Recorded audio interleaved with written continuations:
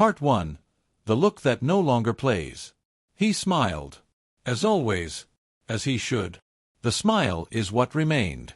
It was like a form of politeness, like a protective mask, like a habit. But the eyes no longer played. They didn't shine. They didn't play a game. They didn't convince anyone that everything was okay. They just were.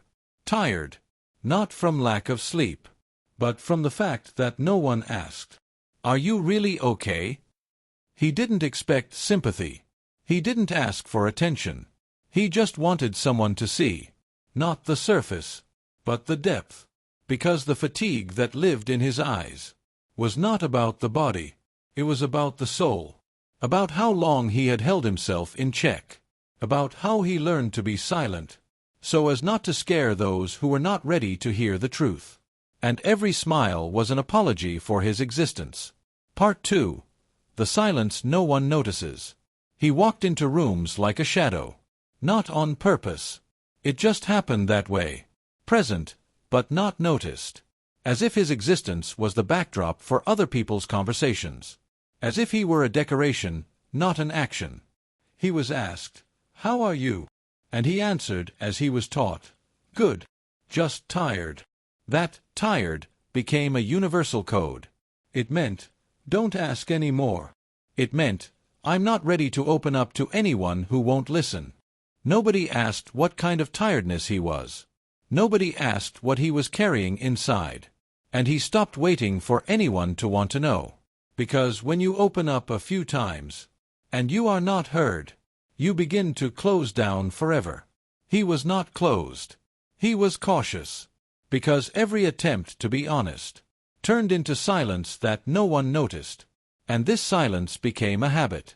Not because he had nothing to say, but because he had learned not to speak where he could not be heard. He was not alone. He was simply invisible. And in this invisibility lived a fatigue that sleep does not cure, that coffee does not relieve, that music does not disperse. It was the fatigue of that no one sees, you being silent. Part 3. The fatigue that sleep does not cure. He tried to sleep, long deeply, sometimes to escape into sleep as into a refuge. But even there was no silence. There were dreams that did not give rest. Dreams where he spoke, and he was interrupted. Dreams where he shouted, and no one heard. He woke up with the feeling that he had not rested, because the body lay, and the soul ran all night. It ran from itself, from memories, from the silence that haunts even in dreams. He listened to music, the one that once healed. But now it sounded like a background, like something that does not touch. Because when fatigue lives inside, sounds do not penetrate. They slide on the surface, like rain on glass, which no one opens. He tried to write. The words came, but not the right ones. Not the ones that hurt, because those got stuck deeply, in a place where there is no longer access, in a place that he himself closed, so as not to fall apart. This fatigue is not about physics, not about the schedule, not about sleepless nights. This fatigue is about that you no longer believe, that someone wants to know what is really wrong with you. And that is why he was silent. Not because he had nothing to say, but because he had no one. Part 4. When silence becomes a habit. He once spoke. Not much, but honestly. Words were like threads. He used them to sew himself together, so as not to fall apart. He explained. He tried to be understood, even when it hurt. He looked for the right words, so as not to scare, so as not to be too much. But every time, when he opened, something broke. Not in him, in those who listened. Someone changed the subject. Someone joked. Someone said, "Never mind." And he began to think that his silence was less burdensome than his truth. Thus silence became a habit. Not a choice. Not a comfort. But a way to survive.